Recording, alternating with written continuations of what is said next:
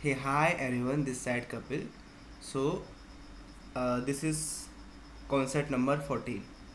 So, without wasting your time, concept है related to chord. ठीक है, तो आपको पता ही है chord क्या होती है. अगर मैं सर्कल के पे 2 पॉइंट मिला दूँ तो इसको हम क्या बोलते हैं, chord बोलते हैं. ठीक है, डायमीटर क्या होती है, सबसे बड़ी chord होती है मेरी. ठीक है, ठीक है, तो इसी को बोलते हैं हम chord.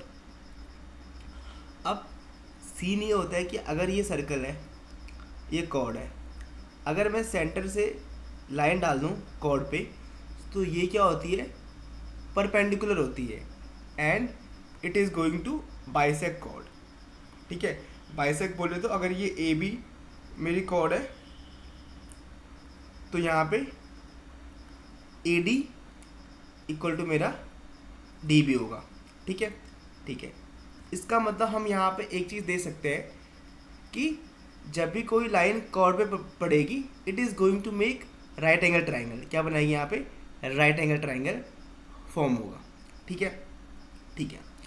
अब बस इतना ही है कॉन्सेप्ट भाई, कॉर्ड का कॉन्सेप्ट है. ठीक है, बस ये पता होना चाहिए, कॉर्ड सेंटर से कोई लाइन आएगी, इट विल बाइसेक्ट कॉर्ड.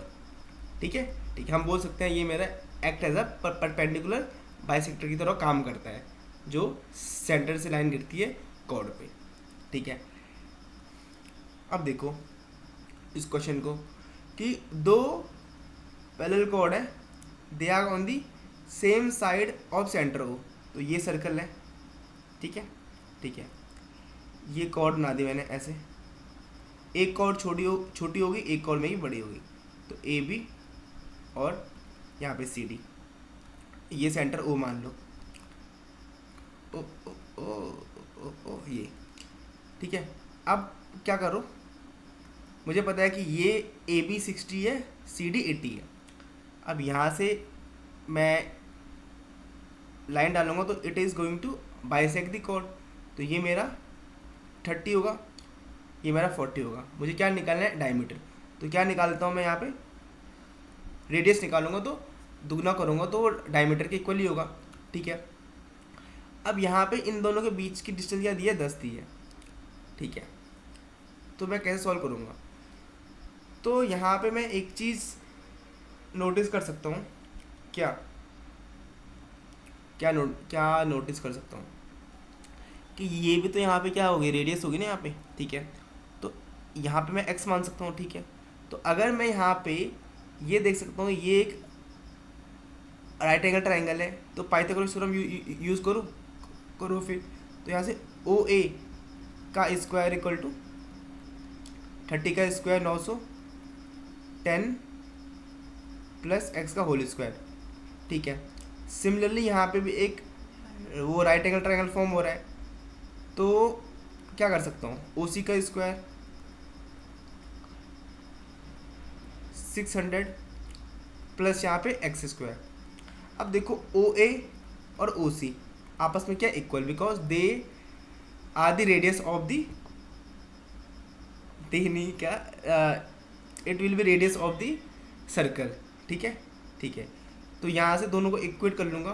तो 900 और मेगा 600 कितना हुआ यहाँ पे, 700. ठीक है, और यहाँ पे से खोल दूंगा तो ये 100 plus x square plus 2x minus x square. तो एक्स स्क्वायर से एक्स स्क्वायर गया, तो यहाँ से 600 हो गया, और एक्स की वैल्यू कितनी यहाँ पे 300 आ गई, सॉरी 30 आ गई. कितनी आ गई, 30 आ गई. ठीक है, तो एक्स की वैल्यू वो आ गई 30. ठीक है, ठीक है, इसका मतलब यहाँ ये पूरा कितना है, मेरा है 40. तो अगर ये 30 है 40, ये कितना होगा मेरा 50 होगा. तो 50 होगा, तो इसका मतलब कि जो मेरा डायमीटर क्या होगा, 100 होगा. ठीक है, ठीक है, आपको आगे वो समझ में. अगर ये ट्राइंगल देखूँ मैं, तो ये दो ट्राइंगल क्या होते हैं, आपस में कॉन्ग्रुएंट होते हैं. तो ये एंगल इक्वल टू क्या होता है, ये एंगल होता है. ठीक है, तो ये यहाँ पे होने वाला है कॉन्सेप्ट यूज़. तो ये कह रहा है कि यार जो ये है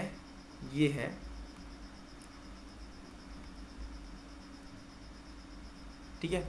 if A B subtend an angle alpha and chord C D क्या क्या करती है, एंगल बीटा, ठीक है। तो भाई यहाँ पे ये एंगल अल्फा कर रही है सबटेंड, तो यहाँ पे ये कितना होगा, अल्फा बाई 2। अब मुझे पता है ये कितना है, 30 है, और ये कितना है मेरा 50 है, ये कितना है 40 है। तो यहाँ पे, और ये पूरा 90 है, तो यहाँ पे मेरा क्या बन रहा है, एक राइट एंगल ट्रायंगल। तो जहाँ पे राइट एंगल ट्रायंगल बनता है वहाँ पे मैं क्या कर सकता हूँ, ट्रिग्नोमेट्रिक रेशियो का यूज़ कर सकता हूँ, सिंपल। और वैसे इसने यहाँ पे, और यहाँ पे बोला भी है मुझे 10 अल्फा बाई 2 निकालना है, तो 10 अल्फा बाई 2 की वैल्यू क्या होगी, पी अपॉन बी होता है। तो यहाँ पे 3 अपॉन मेरे क्या होगा, 4 होगा, ठीक है। और जो सी डी है यहाँ पे, सॉरी यहाँ पे ये, तो यहाँ पे इसकी वैल्यू क्या होगी,